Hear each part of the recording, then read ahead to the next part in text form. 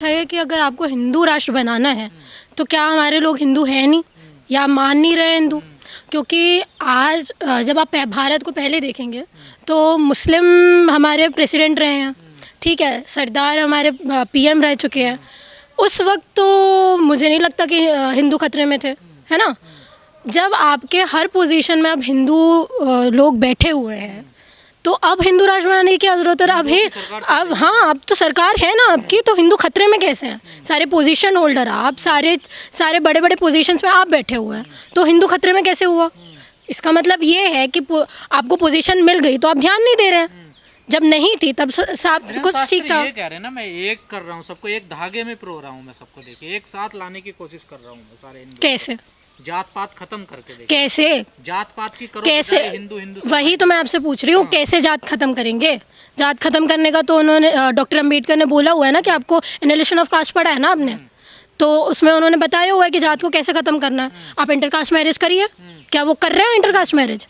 नहीं कर रहे हैं ना। खत्म होगी तो सब कुछ होगा ना। तो जात पात खत्म कैसे करने का इनिशिएटिव तो कुछ होगा भाई, कोई तो होगा, कुछ स्टेप्स ले। वही तो थी ना, देखिए यात्रा से आप कैसे जात पात खत्म कर दोगे?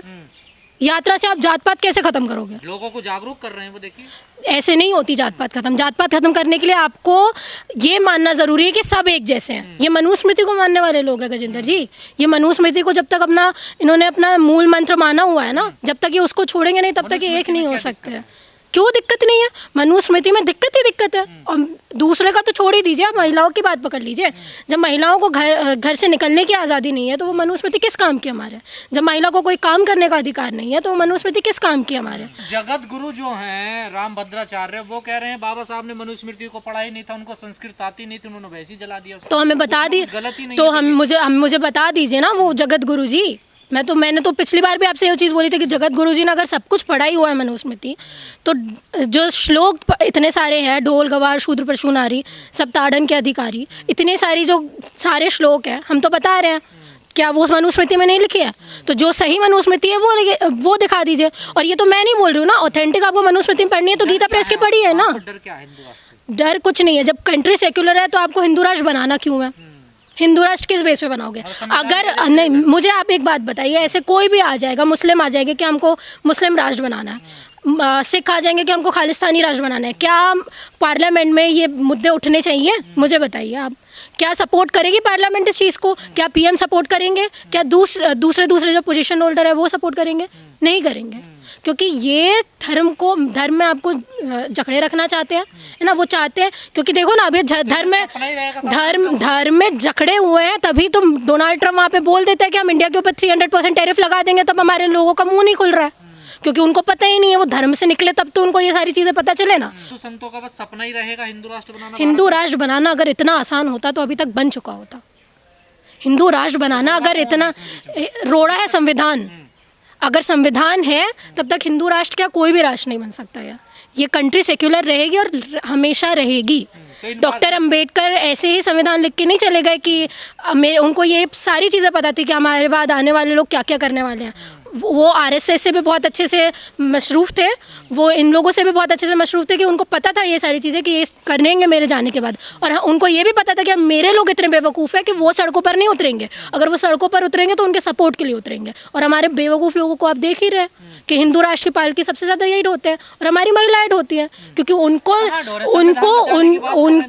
उनको बेड़ियों में जकड़ना बहुत अच्छा लगता है। हमारी महिलाओं को बेड़ियों में जकड़ना बहुत अच्छा लगता है। वो पार्लियामेंट में भी अभी वुमेन रिजर्वेशन बिल पास हुआ ना, पर उसको इम्प्लाई नहीं किया गया। हमारी महिलाएं उस चीज़ क्या क्राइटेरिया रखा है उन्होंने? परिशीलन होगा तभी तो लागू होगा। कहाँ क्या? जब आपको सारे एमपीज ने एक साथ में देख के लिख दिया, ये चीज़ बोल दी कि आप पास करवा दो, हमने पास करवा दिया सब कुछ, तो इम्प्लीमेंट करने के लिए आपको इतना टाइम लगना ही नहीं चाहिए। इसका मतलब ये है कि आप ये बोल रहे हैं कि 2029 में फिर से हमारी सरकार बनाई है। को हिंदू राष्ट्र से क्या दिक्कत है? आप क्यों विरोध करते हैं? क्योंकि हम लोग इक्वलिटी मानते हैं, क्योंकि हम लोग सेक्युलर है, ठीक है। हम लोग भाई बंधुत्व में विश्वास रखने वाले लोग हैं, तो हम लोगों को प्रॉब्लम है नहीं है ना। अगर होता तो वो इंसान ये चीज़ नहीं बोलते कि कास्ट सिस्टम को वैसे ही रखने दो। कहाँ वो तो जात पात कहीं, अरे कितनी इंटरव्यूज़ हैं उनके, उसमें उन्होंने बोला है कि ब्राह्मण को ब्राह्मण का काम करने दो, शूद्र को शूद्र का काम करने दो, दलितों को दलितों का काम करने दो। बोला है कि नहीं बोला है? दिया हुआ है। आप हिंदू नहीं मानती हैं? बिल्कुल नहीं, मैं नहीं हूँ हिंदू। और क्या हुआ? क्योंकि जिस वक्त आप हिंदू, जिस वक्त आप मुस्लिम, जिस वक्त आप ये सारी चीज़ें हो जाता है, भारतीय छोड़ देता है। और डॉक्टर अम्बेडकर ने हमेशा ये चीज़ बोले कि first and lastly we are Indians. तो हमारे उसके अलावा कोई आइडेंटिटी होनी ही नहीं चाहिए फिलहाल तो। और व्हेन यू आर, हम में ऐसे हिंदू में क्या क्या खराबी क्या है जो आप लोग इतना सब कुछ खराब है। उनके ग्रंथ उठा के पढ़िए, महिलाओं के विरोध में कितनी बातें लिखी गई हैं। रामायण पढ़िए उठा के, आपको पता चलेगा कि सीता के विषय में। नहीं तो मैं, हाँ हाँ वही तो मैं बोल, मैं कमाल की बात है गजेंद्र जी, ये वही धर्म है जिसमें हम लोगों को लक्ष्मी भी माना जाता है, ये भी माना जाता है। और उस वक्त जब विमेंस मेंस्ट्रुएशंस में होती हैं, उस वक्त किचन में भी घुसने नहीं दिया जाता है। ये ग्रंथ है उनका। जात पात भी छोड़िए, महिलाओं की आधी आबादी जब महिलाएं हैं उनकी इज्जत नहीं है वहाँ पे। कौन सा हिंदू राष्ट्र? हिंदू राष्ट्र था ना जब ब्राह्मण थे, जब प्री वैदिक पीरियड चल रहा था, तब तो था ना। तब तो सब हिंदू ही थे, दलित ही थे, और उसके बाद ब्राह्मण ही थे, सब कुछ तो फॉलो हो रहा था। उस वक्त ऐसी परिस्थिति क्यों चल रही थी? क्यों हम लोगों को आना पड़ा, क्यों ग्राउंड में निकलना पड़ा कि हम लोगों के साथ में अनटचेबिलिटी होती है, आज भी होती है। तो हिंदू राष्ट्र में भेदभाव होगा? बहुत होगा, बहुत होगा, ये हर जगह। क्योंकि क्या है ना, आप खुद सोच के देखिए ना गजेंद्र जी, जो लोग सुपीरियर हैं, जिन लोगों को हमेशा से ये चीज़ मिलती आ रही है कि हम लोग सुपीरियर है, हम लोगों के पास में सारी पावर है, हम लोग किसी को डिमोटिवेट कर सकते हैं, डिप्रेस कर सकते हैं, तो वो इस चीज़ को कैसे छोड़ सकते हैं? आप मुझे बताइए। अगर धीरेन्द्र शास्त्री को इतना ही दिक्कत है तो खुद कर ले एक दलित से शादी।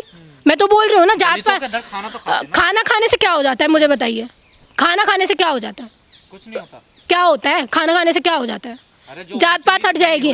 जात पात आप मुझे लिख के दो कि खाना खाने से जात पात हट जाएगी तो मैं मान लूँ। नहीं हटती। क्या धीरेन्द्र शास्त्री जी ये लिख के दे सकते हैं कि मैं खाना खाने जाऊंगा तो हम लोग इक्वल हो जाएंगे? जो आपकी तो डिमांड है वही तो धीरेन्द्र शास्त्री तो कह रहे हैं कि क्यों जात पात की करो विदाई, देखिए नहीं होगा ना? हिंदू राष्ट्र में जात पात नहीं खत्म हो सकती, क्योंकि ये उनके ग्रंथ बोल रहे हैं। अगर होनी होती तो इटावा की घटना नहीं हो रही होती, है ना। होनी होती तो हमारी महिलाएं इतने घर में नहीं रह रही होती, वो निकल के आती बाहर। आज भी 70% रेशो है वुमेन्स का लिटरेसी रेट में, क्यों नहीं निकल के आती हैं बाहर? इनकी बेटियां, बहू बेटियां को तो इन्होंने भेज दिया, लेकिन हमारे लिए आप हिंदू राष्ट्र की रेल में दौड़िए, आप बाहर यूनिवर्सिटीज़ में नहीं आ सकते। मौजूदा व्यवस्था देश में चल रही है संविधान की, धर्मनिरपेक्ष है भारत, तो उससे क्या दिक्कत है इन लोगों को? इनको दिक्कत ये है ना, धर्मनिरपेक्ष है तो सब लोग आगे आएंगे, SC ST कम्युनिटी के बच्चे निकल के आएंगे, वो मेरिट में आएंगे, ठीक है, वो पोजीशन होल्डर बनेंगे। अब देख लो ना, टीना डाबी को भी मिला ना अवार्ड मिला ना। क्यों? क्योंकि वो मेरिट में आई, ठीक है। उनकी जगह कोई और होता, अगर वो मेरिट में नहीं होती तो उनको दबा दिया जाता। लेकिन टीना डाबी पूरी तरीके से वो सोशल मीडिया पर हावी है, इसलिए वो उसको नकार नहीं सकते हैं। तो ये उनको पच नहीं रहा है ना कि हमारे लोगों को आप थोड़ा भी दे दोगे अपॉर्चुनिटी तो निकल के बाहर में आएंगे। और क्या पता कल को आपकी पोजीशन में आके बैठ जाए, तो उनको पता है कि हमने इतना उत्पीड़न करते हैं, ये पोजीशन में आएंगे तो हमारे ऊपर उत्पीड़न करेंगे।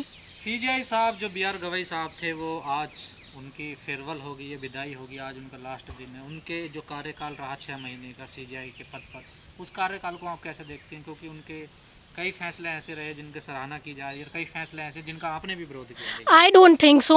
उनके जजमेंट इतने भी, देखिए हमारे CGI हैं, मुश्किल से बनते हैं, ये हम भी जानते हैं, पर जितना एक्सपेक्टेशंस थी उस एक्सपेक्टेशंस में खड़े नहीं उतरे हैं। और कोई भी एक बड़ा, क्योंकि यार सबसे बड़ा मुद्दा तो सबसे बड़ा मुद्दा तो यही था ना कि बौद्ध गया में जब हमारा मंदिर की बात हो रही थी, बौद्ध गया टेम्पल की, कि वहाँ पे बुद्धिस्ट होने चाहिए, हिंदू को निकालना चाहिए, वो आपके अंडर में था, आप एक हाथ में उसको दे सकते थे, है ना, उसका फैसला दे सकते थे, लेकिन नहीं दिया आपने, ठीक है। तो देखिए सरकार करेगी, नहीं तो सुप्रीम कोर्ट को इंटरफेयर करना चाहिए ना, आप क्यों कर सकते थे ना, उन्होंने नहीं किया ना इंटरफेयर। और उसके बाद आपके ऊपर जूता भी पड़ जाता है तो भी आप अपने लिए तो कुछ बोल नहीं पा रहे, हमारे लोगों के लिए क्या ही बोलेंगे। तो इतना बड़ा दिल दिखाने की जरूरत थी नहीं ना, मैं वही तो बोल रही हूँ। कोई एक ऐसा, उसके बाद तो सब क्लासिफिकेशन में भी उन्होंने ये चीज़ बोल दी थी भाई कि हम क्रिमिनल लगना चाहिए। तो आप कौन से अम्बेडकर को फॉलो करें, कौन से बुद्धिज्म को फॉलो करें, मुझे तो समझ में नहीं आता। तो अब बोलना आपके एक्शन से समझ में आता है ना, आप अम्बेडकरवादी है कि नहीं, बोलने से क्या होता है। तो आप खुश नहीं थे? नहीं, मैं मतलब बहुत ज़्यादा खुश तो हम थे नहीं। हाँ, ये था, एक्सपेक्टेशन थी कि जब उन्होंने शपथ ली तो ऐसा लगा कि शायद बहुत फेवर में हम लोगों के देंगे वो, पर लेकिन उन्होंने दिया नहीं। अब देखिए पोस्ट जितनी थी सुप्रीम कोर्ट में, देखिए उनमें तो रिजर्वेशन लागू किया। ओबीसी एक आध करने से कुछ नहीं होता, वो तो उनकी मजबूरी थी कि लोगों का ध्यान था उनकी तरफ, है ना, तो कुछ ना कुछ लेना था। पर जब बड़े बड़े मुद्दे हुए, जब आप ही को जूता पड़ा, तब आपने इतना बड़ा दिल दिखा दिया, है ना। और उस स्टेटमेंट में अब देखिए कितना बड़ा फैसला लिया, क्या ले लिया फिर बुलडोजर में, रुका बुलडोजर ये गलत बुलडोजर राज रुका। रुका ना रुका वो अलग बात है, हाँ, तो लेकिन कुछ ऐसा करना चाहिए था ना। भाई सीजीआई हैं आप, कोई नॉर्मल जज तो है नहीं। आप अभी एक स्टेटमेंट दे देते, या आप कोई ऐसा रूल निकाल देते, है ना, कोई जजमेंट दे देते जो आपके कोर्ट तक आया हो बुलडोज़र राज का। वो भी छोड़ो, अयोध्या का कोई इतने सारे केस पड़े हुए हैं उनके पास में, वो खोल के उसमें डिसीजन दे देते तो पता चलता कि आप विरोध कर रहे हैं। बोल देने से थोड़ी कुछ होता है गजेंद्र जी, बोल तो इतना कुछ देते हैं। हमारे प्रधानमंत्री में बहुत कुछ बोल देते हैं, करके दिखा रहे हैं क्या? नहीं दिखा रहे। उनका मुंह भी नहीं खुलता है ट्रम्प के सामने, इतना कुछ बोल देता है ट्रम्प। अभी तो मैंने बोला ना 300% टैरिफ लगाया है कि आप इंडिया कुछ बोलेगा तो 300% टैरिफ लगाएंगे हम। कुछ बोला उन्होंने? नहीं बोला। तो कुल मिलाकर ये कहा जाए कि जो जैसे पहले सीजीआई रहे वैसे यही रहे। आप ये, मैं बता रही हूँ, आप ये मान लो धीरे धीरे अब सब कुछ हाईजैक होने वाला है। धीरे धीरे हर जगह आप इलेक्शन भी देख रहे हो अभी, है ना, हमारे सीजीआई जी को भी देख रहे हैं आप, बीजेपी का ना बोलना भी देख रहे हैं, पीएम का खामोश रहना भी देख रहे हैं। तो ये सारी चीज़ें देख रहे हैं। धीरे धीरे ये जो राष्ट्र है वो डेमोक्रेसी से हट के वो डिक्टेटरशिप में जाएगा, बहुत जल्दी जाएगा। वो बचा हुआ इसलिए क्योंकि संविधान है। लोग कहते हैं बीजेपी जब तक रहेगी लोकतंत्र बरकरार रहेगा। देखिए आप कह रही हैं ये लोकतंत्र अगर बचा होता तो ऑपोजिशन की आवाज़ खत्म नहीं कर दी होती ना। लोकतंत्र तो बोल रहा है ऑपोजिशन नहीं, तो ये हम लोगों को नहीं पता, हम लोगों को नहीं पता ना कब हमको उठा के अंदर डाल दिया जाएगा, यूएपीए लगा दिया जाएगा। जो बोल रहा था, प्रोटेस्ट कर रहा था सोनम वांगचुक, उनको तो अंदर भेज दिया इन्होंने। क्या किया उन्होंने? अभी राहुल गांधी के ऊपर 272 जो लोग हैं वो खुल के बोल रही हैं, आप पे तो नहीं लगा? हाँ, नहीं ना गजेंद्र जी, आपको पता नहीं है ना, मुझे भी नहीं पता कल को कौन आके हम लोगों को अंदर कर देगा। We don't know. हम लोग तो बोल इसलिए रहे कि हम चाहते हैं कि कम से कम बच जाए हमारे बोलने की वजह से। बदनाम कर रही है सरकार को बदनाम कर रहे हैं। सरकार अपने आप को बदनाम करके फिर रही है। हम लोग तो इंडिया के लेवल में बोल नहीं रहे। आप ग्लोबली देखिए जो चीथड़े उड़ाए हमारे इज्जत के नरेंद्र मोदी जी ने, जब मैं बता तो रही हूँ, इतने जो चीथड़े उड़ाए हमारे इज्जत के मोदी जी ने, जब सीज फायर हुआ था यहाँ पे, कोई आके खड़ा नहीं हुआ तुम्हारे सपोर्ट में। काय का सम्मान? जब आपको सारे फॉरेन कंट्रीज को आपके साथ में खड़ा होना चाहिए था। जब सीज फायर हुआ पाकिस्तान के साथ में खड़ा था। कौन से इंटरनेशनल रिलेशन आपने बिल्ड किया? घर घर की कहानी है तो देश की छोड़िए। जब दो आदमी में झगड़ा होता तीसरा आदमी करवाता ना फैसला, तो इसमें कौन सी बड़ी तीसरा आदमी करवा रहा है, मैं समझ गई। में आगे तो ठीक है। ट्रम्प ने ये चीज़ बोल दी कि सीज फायर हमने रुकवा दिया। ट्रम्प ने ये भी चीज़ बोल दी कि पाकिस्तान की मिलिट्री ने बहुत अच्छा काम किया। आपको पता है 2 दिन पहले का प्रेस कॉन्फ्रेंस उसका? वो तो कुछ भी बोलते रहते हैं। देखिए तो अब आप बोल रहे तो इंडिया क्यों नहीं बोल रहा? अपना स्टेटमेंट क्यों नहीं दे रहा? इंदिरा गांधी के टाइम में जब अमेरिका इंटरफेयर कर रहा था, जब इसको अलग करने की बात हो रही थी बांग्लादेश को, तब इंदिरा गांधी ने ये चीज़ बोली थी कि हमारे इंटीरियर मामलों में अमेरिका कोई नहीं होता बोलने वाला। ये गट्स कहाँ गए आपके? कहाँ गए? आप तो बोल नहीं रहे कि, अब वो तो छोड़िए, आप कहीं भी कुछ नहीं बोल रहे हैं।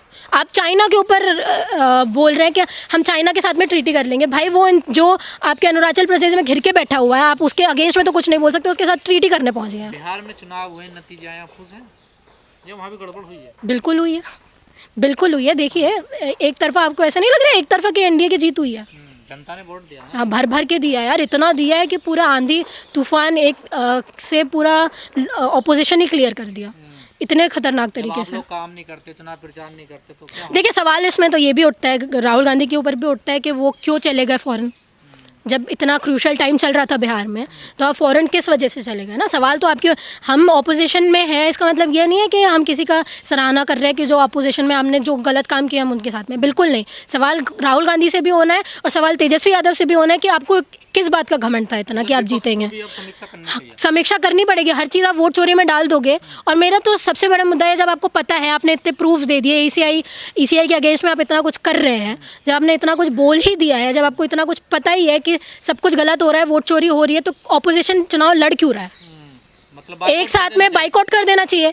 जब ऑपोजिशन, आप मुझे बताइए, जब ऑपोजिशन हथियार फेंक देगा, वो बोलेगा हम कहीं भी इलेक्शन नहीं लड़ने वाले, सारा इंडिया अलायंस है ना, कितनी बड़ी बड़ी पार्टीज हैं, कोई चुनाव नहीं लड़ेगा, तो रूलिंग पार्टी आपने कितने भी कर्मकांड किए हो, जो आपको ब्लैकमेल कर रही हो रूलिंग पार्टी, मैं तो यहाँ पे बोल रही हूँ ना कैमरे पे, तुमने कांग्रेस में कोई क्यों ना हो, सपा में कोई क्यों ना हो, अगर आपने कितना भी कोई गलत काम किया हो जिसकी वजह से आप डरे हुए हैं, अगर पूरी ऑपोजिशन एक साथ में ये चीज़ बोल दे कि हम बाइकआउट कर रहे हैं, हम इलेक्शन ही नहीं लड़ेंगे कहीं पे, तो रूलिंग पार्टी के ऊपर कितना बड़ा हमला होगा ये आप मुझे बताइए। तो बाइकआउट कर देना चाहिए। बिल्कुल रूलिंग पार्टी को फिर पूरे सही तरीके से, और इसी वक्त उनको ये भी चीज़ बोलनी चाहिए कि सारा डेटा हमको प्रोवाइड होना चाहिए, ठीक है, बैलेट पेपर सिस्टम होना चाहिए, एक बार में सारी चीज़ें होंगी।